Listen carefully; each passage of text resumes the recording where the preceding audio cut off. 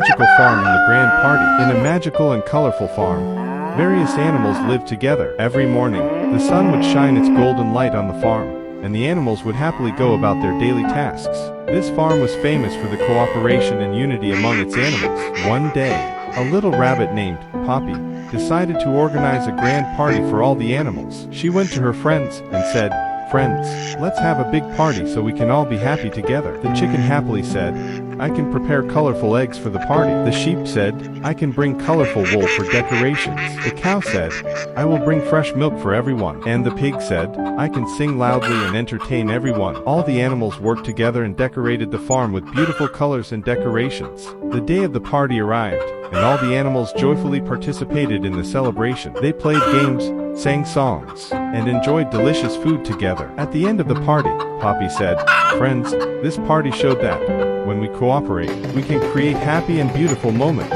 Let's always stay united and help each other."